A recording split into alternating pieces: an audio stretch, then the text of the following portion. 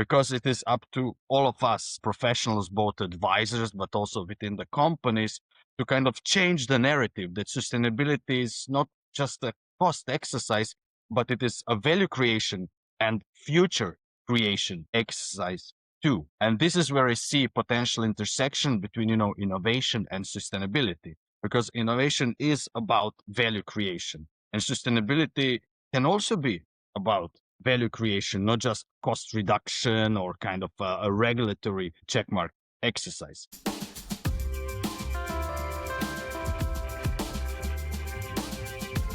Welcome to Sustainability Transformations podcast, where we explore bold ideas to drive positive change for people, the community, and business. And my guest today is uniquely equipped. Bruno Pešec is an innovation strategist who helps business leaders innovate profitably with a decade of experience across industries from defense to finance. He's worked on projects that impacted national GDPs. He's trained by Toyota in the Toyota way of value creation, co-founded startup accelerators, and is currently pursuing a PhD on why large organizations struggle to change. In short, he lives at the intersection of lean execution, corporate innovation, and systemic change. Bruno, a huge welcome. Thank you so much for joining. Your tagline is turning corporate innovation into a viable investment. When you hear leaders talk about sustainability initiatives, what's the common or most damaging financial mindset you encounter? First, I'm so happy to be here. You're focusing on globally very important topic. So I'm very happy that you're running this podcast and that in your business, you're focusing on that. And it's a great first question. And I can tell you, unfortunately, the most common reaction I see to sustainability initiatives, strategic directives, etc., from executives is no, and then wiping their sweat. Like they just think about it as a compliance issue. There's a new regulative, there's a new national law, something that forces their hand. Okay, now we just need to comply, and then they're looking for the path of least resistance. So it's seen as a cost center, an expense. And then their reaction, their strategy is, what is the cheapest way to put that check mark so we don't have to think about it? That is the most damaging, let's say, reaction I can possibly see to sustainability, because it is up to all of us professionals, both advisors, but also within the companies, to kind of change the narrative that sustainability is not just a cost exercise, but it is a value creation and future creation exercise too. And this is where I see potential intersection between, innovation and sustainability, because innovation is about value creation and sustainability can also be about value creation, not just cost reduction or kind of a regulatory checkmark exercise. And the problem is, when it's treated like a regulatory exercise, then people start looking for creative solutions that actually do not, for example, improve global ecosystem, but they work on paper. Like all these credits, like we are still going to create all this waste, but we're gonna buy green credits from other side of the globe. I mean, the balance globally hasn't changed, but on a paper, that company is sustainable. I'm seeing more positive change, and I guess that's expected to an extent from smaller companies, like advisories like yours. Then we have the whole B Corp, B certified businesses that are kind of putting the sustainability agenda as a part of how they do business on a day-to-day basis. And that, I think, is the valuable place to look into for inspiration and change and kind of how can we do things differently. Because while everybody is aware of super big brands globally, the reality is that great majority of world economy is driven by small businesses, not those huge conglomerates that everybody knows, but small businesses that are everywhere in every country. I'm talking for Europe because that's where most of my experience is. But in great majority of European countries, small businesses, SMEs, make for a 70 to 80% of that economy in every company. That is much, much bigger number than, we have these super conglomerates that operate globally. Yeah, now that's a very good way to start. So the mindset of compliance, which can go into a checkbox exercise or a tick box exercise, I'm curious to know, how did that mindset start? Where did it come from? What is feeding that mindset? Because I'm sure it started from somewhere. Yeah. Maybe this is a little bit unpopular opinion, but how that happens is when we detect that there's something very important, like quality, sustainability, and other things, people start looking into ways to create change in the world. And there is sometimes this pessimistic view that we have to force people. We have to force people to do things differently. That's, for example, why we have law. We say, violence is not okay. If you do it, you're going to have consequences. That's perfectly fine. But we have taken the same approach, for example, to sustainability. So instead of trying to motivate the people and companies to be sustainable, we try to force them and punish them if they're not sustainable. So that becomes then avoidance of punishment instead of pursuit of something pleasant and rewarding. Of course, we must maintain both to an extent. If you cannot be dumping waste in oceans and you cannot be doing bad things, but that cannot be driver of change. Pain, fear, and punishment, they work short term. They do not work long term. Because if you use these mechanisms long term, you create cynical people, cynical businesses. Like, no, now, just get me lawyers to fix this as quickly as possible. If we want to enact a long-term change, we have to focus on rewarding behavior, on positive outcomes, on positive things to enact long-term change. So that's why I mentioned narrative. Narrative is super important, like how people talk about sustainability, how people talk about sustainability initiatives. If they're seen as something, I'm avoiding punishment, so I'm doing bare minimum, that will not help us. But if it's seen as something, a topic of pride, like, oh, wow, I want sustainability initiative in my company because it makes a difference for whatever reason is used in that company. That is much better and much more positive compared to the other. And I know, for example, in Europe, we have great variety of nations, of languages, and languages here is super important. I'm, for example, Croatian, but I live in Norway and I work globally. And what I came to learn is that not all languages have all words. For example, and this is super simple example, in Croatian, we have dobar tek. In French, it would be bon appetit, enjoy your meal. Some languages, they don't have this expression for enjoy your meal. They might have words, but not expression. This is trivial example, but it is to illustrate how through language and story, we can shape how people feel about a meal or about sustainability. And it is a lot to do with that. We must be aware of the words we use and things we do. Without that, change becomes so difficult. Yeah, yeah. No, I'm glad you helped us with that clear distinction that you have sustainability damage or issue like an environmental release of oil into water, which clearly needs the legal aspect. But on the other side of the issues or negative impact, there are opportunities, innovation. And I believe that's where you were referring to, that you need companies to be able to capitalize on those opportunities, because otherwise they are only focusing on not being penalized. So that's very good. So you were trained by Toyota in the corporate value chain. The Toyota way is so popular about eliminating waste in manufacturing.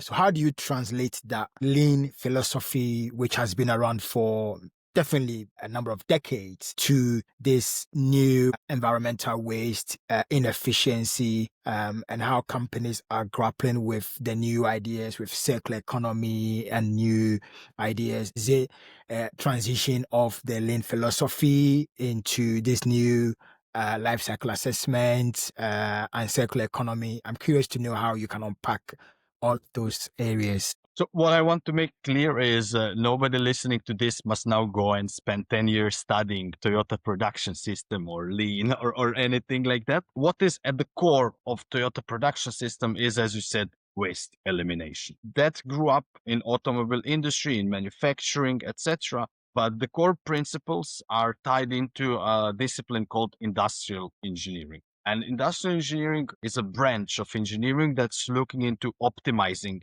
manufacturing processes, but not just machine, but man or people as well.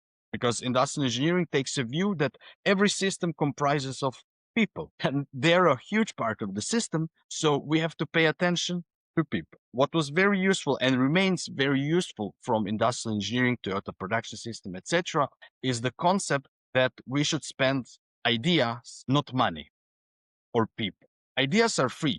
We can be coming up with 10,000 ideas and we can try to implement them. And if we are focusing on low cost ideas, low resource cost ideas, resource impact on the environment, for example, then we can make 10,000 small changes that will amount to something big. Very useful concepts that I believe are now a part of circular economy as well.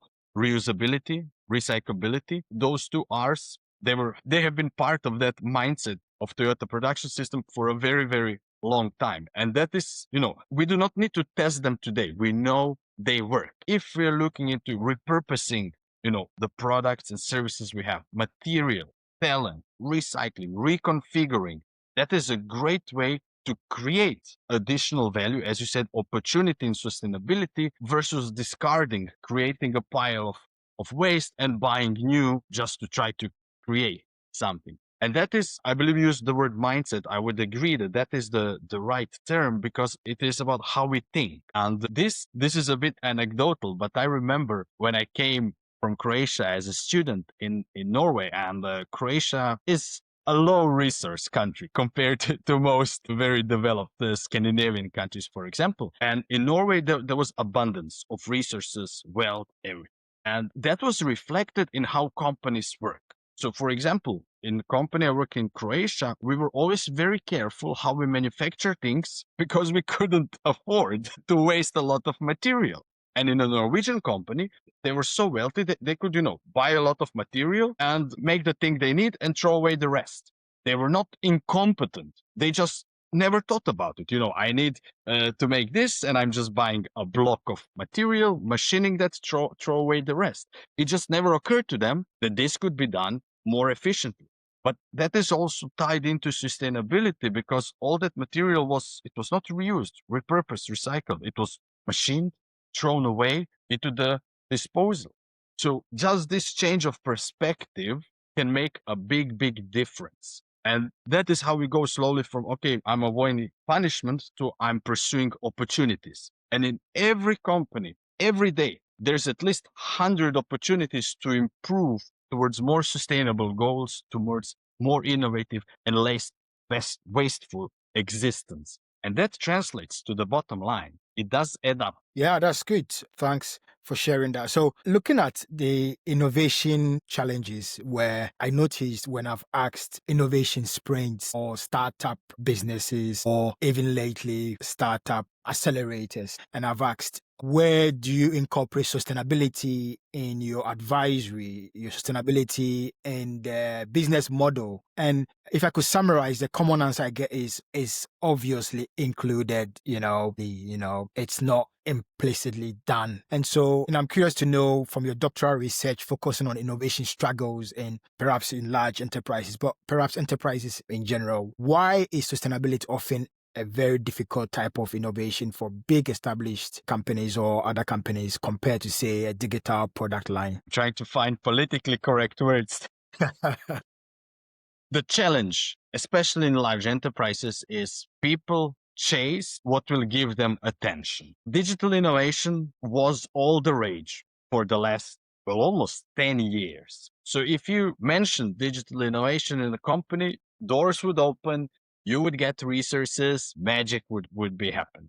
So, like we discussed earlier, words do matter. So people started talking digital innovation. Everything became digital. Doesn't matter if it was like a bank office that has nothing digital. It was now digital. Sustainability has a double challenge because there was a big push and a small set of people just developed, they want to force me to be sustainable, get away from me. Okay, we ignored it. But sustainability became a buzzword and then lost power in a corporate context. As I said, now people, when they hear, sustainability, I just need to take care of it and remove. And then when you have sustainability and innovation is still attractive. It still opens some words, etc. But the thing is, both of them are very, very challenging.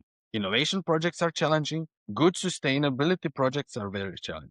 Now, I'll use an example from one of my clients. They have a lot of sustainability driven innovation projects. The least successful projects were the ones that were focusing on kind of, in a lack of better words, fluffy products, thought leadership products. Because sustainability is now in the phase where people are, I don't need thought leadership anymore. What I need are hard products and services that have sustainability baked in. Those projects, those innovation projects that had tangible implementation involving sustainability principles, they were very successful. And because this was an industrial client, most of these very successful projects, they would have a lot to do with reducing, for example, wastewater disposal, reducing ecological impact on the seas, because that was for that industrial client, that was their big impact sustainability wise on a global ecology, global situation. Those teams that had very tangible benefit, they were very, very successful. You mentioned startups and entrepreneurs. There is a great Norwegian startup that's focusing on food waste. So that is, that's their core product, their only product, and they're helping, like hotels, restaurants, establishments manage their food waste. They minimize food waste. They maximize use of food. So it has both sustainability impact, but also social impact, because it allows companies to dispose of food that's about to go out or needs to be discarded or something. So it uses that repurpose, recycle, reframe kind of. It really puts it into practice. Again, it's not a thought leadership startup or something, but it found a specific opportunity where sustainability plays a big part. And that would be my advice to anyone listening and into sustainability. Yes, philosophically, it's important. But if you want to make a difference, you have to look for tangible, practical application, because that wins. People can understand it. Everything else, you might get a nod, but if it's not tangible, if people cannot see, touch it, lick it, smell it, it will not have the impact that you're looking for. Yeah. No, it's so important. I've spoken to veteran campaigners for sustainability, 20, 30 years of their career, and they've confirmed that the ability to discuss sustainability where people can associate with it. So, for example, most of sustainability courses, you see discussions from day one about 1.5 degrees temperature, and that is always a struggle for buying and helping people to appreciate that. Because if they look on their computer or their phone, the weather is telling them 25 degrees, 30 degrees, or 10 degrees, and then you're saying 1.5 degrees, and they've become, oh, if I say 25, I'm concerned, but you're telling me about 1.5 degrees, and people don't ask these questions. They probably nod, they just nod, but clearly, they probably think it's a different science. Maybe you have to spend time, and people don't have time to focus on some of those things. So yeah, I really appreciate the practicality of those initiatives. Still on the innovation, what sort of metrics or measurement would a leader structure their sustainability initiative from day one to make sure that they can evaluate it with some, so it doesn't become a cost center, as we mentioned at the very start, but it's actually a value driver. It doesn't become a charity project,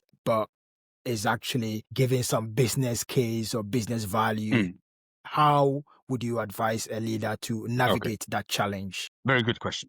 So leaders listening, listen carefully. Most important thing, number one, any leader that wants the initiative, sustainability, whatever, to succeed, first thing they must ensure is that that initiative is strategically aligned with what the company is trying to do. That's number one. That's the baseline. It must fit the current narrative of the company. Because if it's something completely different, then the leader must be ready to defend that initiative every day of their work life. That's number one. Number two, for sustainability initiatives, I advise to look into three different measures. One is, what is the main sustainability measure? I'm talking here high level, because for sustainability, it can be anything from ecological impact, but it can also be social drivers. It can be a number of different drivers. They're all legit sustainability related goals and drivers. But the leader, together with the project team or whoever will be leading the initiative, must discuss that and must agree on that. And this ties into what we discussed just minutes ago. It has to be something tangible, not like thought leadership, number of thumbs up we get on LinkedIn or positive press we get in the media. That's useless. If you want to make a change in the world, it has to be something tangible. So connect that. The second one is you have to connect it to business measures. Again, this is relevant to your company. If this is a company that is, into digital products and services, then you'll be looking at that type of measures. If it's a manufacturing company of any kind, you'll be looking into relevant measures. But you want to have measures for sustainability targets, measures for business targets, and then a third one that's often overlooked. You want to set a specific measure for the project team. So if you're setting up a special team to drive this sustainability project or program, etc., you want to set up some intermediary measures that will help you understand if the team is going in the right direction. The thing is with sustainability projects, programs, etc., they can take several years to give results. Like you do not spin up a sustainability oriented project today and you do not see it registered results tomorrow. So it may take 5 to 7 years before it makes a big significant impact. And you will need some measures before results starts coming in. And the best thing is to focus on the project team. I'm here again being a little bit abstract because every sustainability project is going to be different. But it's a responsibility of the project team to come up with, hey, here are 3 leading indicators that will help us understand if we are going in the right direction. And they should be connected to, as we discussed, sustainability measures and business measures. When we have all those together, now the leader has everything they need so they can create a project and let it go on their own. And they will be getting the data they need to explain to the group management or their leadership team, why are we still investing in this sustainability project? Because somebody is going to ask, is this your baby project? Is this your pet project? Why are we funding this? Where is the change? What is the difference? Well, if you established everything that we just talked about, it will be easy to answer that and continue answering that question. And this is important because the leader's most important role once they kick off the sustainability project is keeping it alive and defending its existence. And I know this might sound unpopular, like Bruno, you're using the word defending. Yes, but that's my experience in big companies because people start asking tough questions, especially if there's a big change in the world like we had when COVID came and then geopolitical changes in Europe.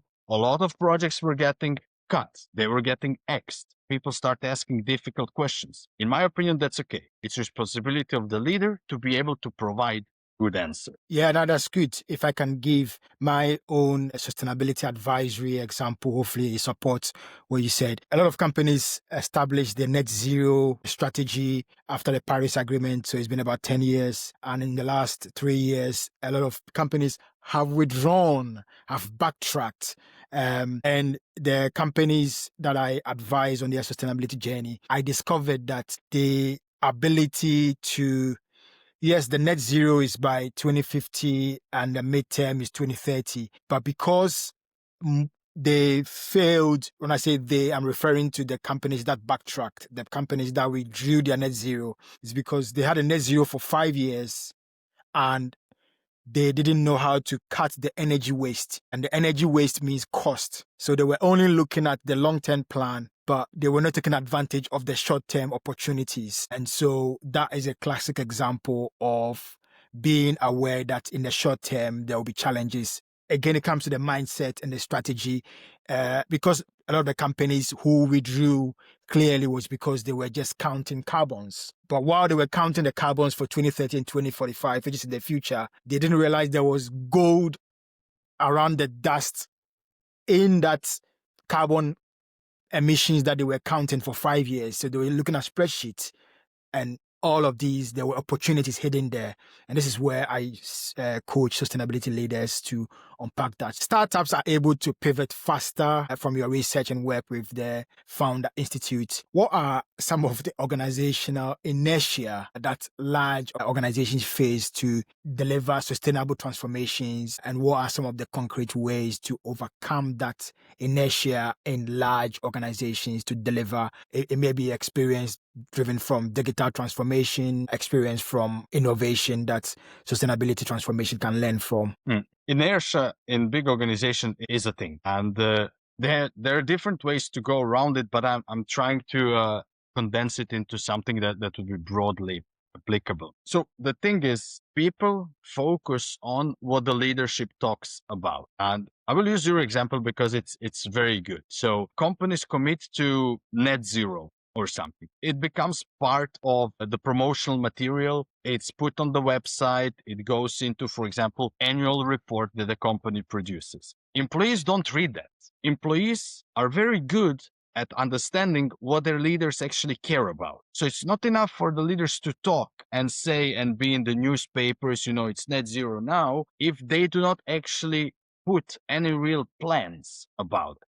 So we have now the whole hierarchy through the companies, from what the leaders are saying and the leaders are doing to what the people are hearing and seeing, so that they will be changing what they're doing. Why would I, if I'm working on a front line in an office, why would I change a single thing if I don't see my boss or my boss's boss now being measured on that, if they're not driving any projects related to that, if there are no implementation plans? Why would I put my hand up or my head up and risk, getting sacked or getting into something crosshair? This is maybe a little bit cynical, but that is how it is in large enterprises. So it has to happen at all levels. Leaders are serious about net zero or any sustainability goal. It's not enough to say, we aspire to reach net zero by 2030. You have to answer how. How are we going to do that? And nobody's expecting leaders to have all the answers, but it is expected that leaders will say, how are we going to solve this? And then get involvement from the people within the company. Initially, it is enough to start up cross-functional projects and teams that will be working on a set of, for example, sustainability-oriented projects, looking into how to reduce a little bit of energy consumption, looking how to increase maybe, some other things that we are using that will help us reduce. A change of material, change of processes, change of procedures, all this small stuff, they can be set up. And this is an approach that works. People are often focused on a big bang, huge transformations that are very risky, make or break a company. That's a very bad approach unless it is some sort of a burning platform or some big catastrophe happening. So you must do that. It's much better to start your sustainability or any transformation when you're in a good position. When you're in good health, it's a good time to start exercising. Not wait until you're in such a bad health. Now I must start exercising because I'm sick. No, when I'm healthy, I want to go to the gym to be even stronger, even healthier. The same is for company. Not when I'm about to bankrupt. Oh, maybe sustainability will save me. Maybe now I should innovate. It's too late, my friend. Now when the business is good, now is the time to put some people, to allow them, to give them some time. Hey, let's try to reach that net zero. Let's figure out. What's also important is something we call portfolio approach. You do not have to have one huge, big project that everything depends on. No. Imagine more like you have a garden. You have some fruits and vegetables that are small, that will give you a produce every year. And you have some fruits and vegetables that you have to tend for maybe 3 to 5 years before they give you any fruits, any produce. It's the same for initiatives. You should have a lot of small sustainability initiatives that are really, really, really small, but they're happening every day, every month, every quarter. When you put them together, they make a change. In addition to them, you have few bigger sustainability initiatives. For example, if you have not power plants, if you have manufacturing plants, adding solar panels to all of them is a big project. But for example, changing when the light goes off, maybe 5 minutes earlier or 30 seconds earlier, is a small project. And you must have all of those, because together they will create the results and they will show that things are happening. they will normalize, they will help you build the sustainability muscle. And then the more sustainability muscle you have, bigger projects you can take and you can succeed with bigger projects. And the challenge, as always, is that there's a friction between discipline needed to do that versus I want result now. And if I cannot do something now that will give me a result now, I don't want to do it. These are two incompatible views. You have to accept that you must invest time, effort, and people to create change. Otherwise, the only change that will happen is the one that you're forced to. And then we're back to what half an hour ago, where it's a compliance issue, it's a regulatory issue, and people are, don't bother me with that. And then everybody loses. Yeah, no, that's such a great point. So looking at the gross domestic product, the GDP argument, where I discovered the Human Development Index as a metric of seeing how economies can have a positive impact and how it's easier to see if an economy is developing, then it has a bearing on the social or the people aspect. You've worked on projects which has impacted national GDPs, but how can the corporate sustainability initiative scale to measurable positive impact, which is not just macroeconomic, which maybe investors and shareholders and share prices, but it can really be felt in the impact of people. I'm curious to know your thoughts on such job creation, efficiency, industries, and how it can change the mindset of, is the GDP efficient? Is there an alternative? And how can companies contribute to it? This is one of the areas where actually bigger companies, larger enterprises have bigger potential to make a bigger change. Because especially for sustainability oriented objectives, there's a great opportunity to collaborate across the industries and within the industries. And I've seen a lot of that in Scandinavia. I'm sure there are examples in UK as well and other countries where you have advice. And that is when companies, even competitors, are coming together to figure out an industry-wide challenge. For example, getting to net zero in aeronautical industry or in maritime industry. So companies, they come together and they're working on this industry-wide challenge. This has massive potential, massive repercussions. In Norway, that is very common. For example, in a former oil and gas industry, now energy industry, there are several bodies and several companies that they bring together everybody from the industry, and they have very intensive workshops, etc. And what's valuable is that they're not just talking about thought leadership. They're talking about specific changes in legislation, in how companies operate. They establish shared projects, joint ventures. Then they're testing, new technologies, new ways of work, new ways to collaborate, new legal amendments, etc. And for example, that is why when you look to Norwegian oil and gas industry, their platforms are most efficient, least injury, least ecological downside, etc. So this cross-industry collaboration is a very, very important way to impact both the GDP, but also kind of bigger picture and bigger meaning in the whole region. The thing is that requires a strong facilitator, a respected facilitator. And I don't know situation in every country in Europe. Sometimes it is certification bodies that fill that gap. Sometimes it is universities that take that role. Sometimes it is independent bodies that take that role. But there is a huge potential in bringing diverse companies together to work on a shared challenge. And easy way to get started with that is collaborating with universities and educational institutions, matching students with companies. Here is a big industry-wide challenge. Let's work at it. And you will get, like we discussed earlier, you will get a lot of ideas for that portfolio approach, because some people will be thinking small local impact. Some people will be thinking big global impact. And you need all of that. You need a mishmash of these various scoped ideas to make a change. And here culture plays a part too. High trust, low trust, etc. For example, in Scandinavia, it's quite high trust. People are more relaxed. So there is exchange of ideas is a little bit easier. But what I want to say, ideas by themselves, they're worthless. It's execution and implementation of those ideas that matter. You rarely have to stress about sharing ideas. What you have to stress about is making a difference together. That's the difficult. Absolutely. And I think AI has shown that the old days of somebody having the ideas and being paid is gone, because now you can find the answer of the idea.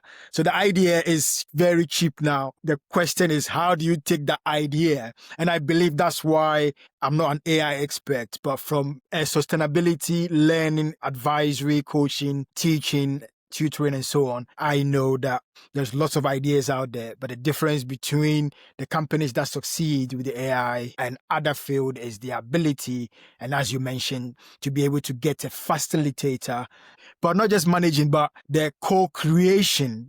It's a co-creation exercise. It may be with AI or other people, but the ability to bring all of these things. So to close the conversation on an actionable insight, if a listener is a mid-level manager or a supervisor who sees waste, an opportunity in their corner of a large company, but at the same time they feel powerless or too risky, what is one small win they should go after tomorrow to start building a case for a more viable sustainability investment? Okay. The smallest thing you can do, if you have identified an opportunity, write it down and explain it. You have to be able to explain, because you're making a claim this is an opportunity. So how will sustainability be better? How will the company be better off? And how will you be better off? Explain it, not in your head. Write it down, create the slides, draw it, make a collage, whatever. But explain it so it's not just in your head. And then find 5 colleagues, share that with them, and ask them what they think. This is the smallest practical thing you can start right now, because a lot of people think that what's clear in their head is clear to everybody else when it comes out. Trust me, it is not. And in a lot of cases, you might have identified a real opportunity, but people are not understanding what you're sharing with them. So first thing is, get it out of your head, get it in front of your colleagues, get feedback, and start iterating from there. You can do that tomorrow. What is any sustainability and innovation initiatives coming up in the next 5 years, more like a trend within, whether in your industry or sustainability and innovation in general, that excites you, that you're looking forward to? I would say what I'm most excited is culmination of trends that we have been seeing, like you mentioned, net zero, all of that, because I'm seeing now real tangible applications of that. Like I've been hearing and seeing them in my clients' offices and in their projects, but now I'm seeing actual tangible outcomes, and I'm so happy about it. And I'm hoping that we get to use that momentum to create even more initiatives, even more projects, because we will be able to point the finger. Look, those initiatives created great outcome for the world and for the company. We should do more of that. So that is what makes me most excited at the moment. What is your final thoughts for this conversation to the listeners based on what we've discussed so far today? Final thoughts, Enoch, this was a great episode. So final recommendation to the listeners, listen the episode again with a pen and a notebook and list down 3 things to do tomorrow and get to it. That's good. That's good. Yeah, a huge thank you to Bruno for your time, this incredible insight. So if listeners want to find more of your work, Bruno, where can they find you? Just go to my website, www.pesec.no. Everything I know, I share freely. Go read, use, apply, reach out if you have questions, and you can always ask Enoch. Yeah, thank you. Listeners, please subscribe, and you may consider to share this episode with a friend or a colleague who would benefit from these great insights Bruno has shared. So thank you so much again, Bruno. Thank you.